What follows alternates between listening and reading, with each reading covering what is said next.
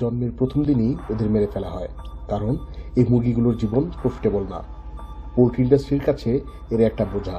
চলুন আজ একটা হরর স্টোরি বলি, সত্যিকারের রোমহর্ষক হরর স্টোরি। এই ভিডিওর বিষয়বস্তু অনেকের জন্য অস্বস্তির কারণ হতে পারে, নিজ দায়িত্বে দেখার অনুরোধ রইল। পোল্ট্রি ইন্ডাস্ট্রিতে দুই ধরনের মুরগি প্রজনন করা হয়, ডিমের জন্য লেয়ার মুরগি আর মাংসের জন্য ব্রয়লার। ব্রয়লার মুরগি 6-7 সপ্তাহের মধ্যেই বিশাল আকার হয়ে যায়, মাংস হয় প্রচুর। আর লেয়ার মুরগির স্পেশালিটি হলো সাইজে বড় না হলেও এই জাতের মুরগি অনেক বেশি ডিম দেয়। তবে ডিম তো দেয় শুধু নারী মুরগি। পুরুষদের কি হয়? মেরে ফেলা হয়।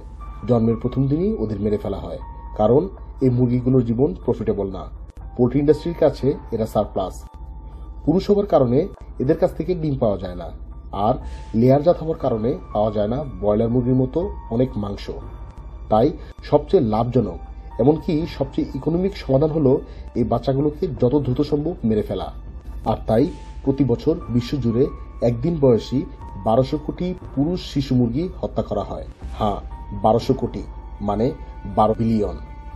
এই মেরে ফেলার কাজটা কিভাবে করা হয় জানেন? বিভিন্ন পদ্ধতি আছে। যেমন মনে করেন শ্বাসরোধ করে হত্যা। বাচ্চাগুলোকে বিশাল বিশাল প্লাস্টিকের ব্যাগে ভরে আটকে দেওয়া হয়। বাতাসের জন্য হাঁসফাঁস করতে করতে দম বন্ধ হয়ে মারা যায় ওরা। তারপর মনে করেন পানিতে ডুবিয়ে হত্যা। নির্ধারিত চৌবাচ্চায় পানি দিয়ে হাজার হাজার বাচ্চাকে একসাথে ঢেলে দেওয়া হয় চৌবাচ্চায়। আরও আছে সার্ভিক্যাল ডিসলোকেশন, সোজা বাংলায় হাত দিয়ে টেনে মাথা ছিঁড়ে ফেলা হয় শরীর থেকে। আছে গ্যাসিং পদ্ধতি, গ্যাস চেম্বারে চালু করে দেওয়া হয় কার্বন ডাইঅক্সাইড গ্যাস। সদ্যজাত মুরগিগুলো একসময় জ্ঞান হারায় এবং মারা যায়। সবচেয়ে জনপ্রিয় পদ্ধতি হলো ম্যাসেরেশন, পোল্ট্রি ইন্ডাস্ট্রির সবচেয়ে পছন্দের পদ্ধতি। বাচ্চাগুলোকে প্রথমে একটা কনভেয়ার বেল্টে ছুড়ে দেওয়া হয়। কনভেয়ার বেল্টে জীবন্ত বাচ্চাগুলোকে নিয়ে ফেলা হয় প্রচন্ড গতিতে ঘুরতে থাকা ধারালো ধাতব পাতের মধ্যে। মুহূর্তের মধ্যে ছিন্ন বিচ্ছিন্ন হয়ে যায় ওরা। ব্লেন্ডার চেনেন না?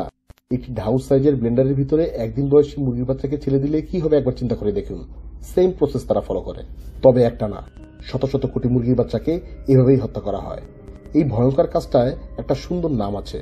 নামটা হলো চিক কুলিং বা মেল চিক কুলিং। বাংলাদেশে কি হয় জানি না, কিন্তু বিশ্বের অধিকাংশ জায়গায় এটা পোল্ট্রি ইন্ডাস্ট্রির স্ট্যান্ডার্ড প্র্যাকটিস। আর আমরা সবাই এই প্রক্রিয়ার অংশীদার। হ্যাঁ, এই নৃশংসতা বন্ধ করতে গেলে নিশ্চিতভাবেই পোল্ট্রি প্রোডাকশন কমে যাবে। রাস্তার মোড়ে মোড়ে ফ্রাইড চিকেন হয়তো পাওয়া যাবে না, চালানো যাবে না KFCর মতো $multi-billion ফ্র্যাঞ্চাইজ। ফাস্টফুডের নেশা উপভোগ করা যাবে না যখন তখন। কিন্তু অবিশ্বাস্য মাত্রার এই নিষ্ঠুরতাকে নিত্যনৈমিত্তিক ব্যাপারে বানিয়ে ফেলার চেয়ে তা কি খুব একটা খারাপ হবে? আলহামদুলিল্লাহ, মহান আল্লাহ আমাদের অনেক নিয়ামত দিয়েছেন। প্রাণী জগৎ থেকে আমরা উপকৃত হতে পারি, এটা একটা নিয়ামত। খাদ্যের জন্য হালালভাবে পশু হত্যা করা জায়েজ এবং এটা মানবজাতির জন্য প্রয়োজন। কিন্তু এমন একটা প্রসেসকে কিভাবে সমর্থন করা যায় যেটার অবশ্যম্ভাবী সাইড ইফেক্ট হিসাবে বছরে 1200 কোটি সদ্যজাত মুরগিকে এত বীভৎসভাবে জীবন দিতে হয়? মনে রাখবেন, পোল্ট্রি ইন্ডাস্ট্রি কিন্তু এই 1200 কোটি শিশু মুরগিকে কোনো কাজে লাগাচ্ছে না। এরা স্রেফ সারপ্লাস, বিক্রির অপদ্রব্য। এর সাথে কুরবানির অবস্থাটা একবার মিলিয়ে দেখুন। কুরবানির পশুর মাংসের কমপক্ষে 2/3 মাংস বিলিয়ে দেওয়া হয়। কুরবানির সময় এমন অনেক মানুষ মাংস খেতে পায়, বছরের অন্য সময় মাংস খাবার সুযোগ যাদের হয় না। কুরবানি কেন্দ্রিক বেচাকেনাতে গ্রাম অঞ্চলের মানুষ এবং খামারিরা সুযোগ পায় অর্থনৈতিকভাবে লাভবান হবার। এবং পুরো ব্যাপারটা করা হয় সৃষ্টিকর্তার সন্তুষ্টির জন্য, আত্মকেন্দ্রিক ভোগের জন্য নয়।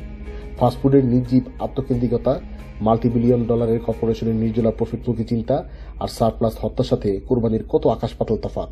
তবু বছর বছর ইসলামের বিধান কোরবানির বিরোধিতা করে হাজার হাজার শব্দ লেখা হয়, কিন্তু পুঁজিবাদী পৈশাচিক হত্যাযজ্ঞ নিয়ে আমরা কোনো কথা বলি না। আমরা বিনা প্রশ্নে সেটা মেনে নেই। কি এক বিচিত্র মানসিকতা, এক বিচিত্র বিচারিকতা, সহনশীলতা আর উদারতার নামে পৈশাচিক হত্যাযজ্ঞ। ছোট মানুষ আমরা, ছোট আমাদের ক্ষমতা, কিছু করতে পারবো না জানি। তবুও খাবার টেবিলে মুরগির মাংস অথবা ডিম দেখলে একবার হলেও সেই বাচ্চাগুলোর কথা মনে পড়বে।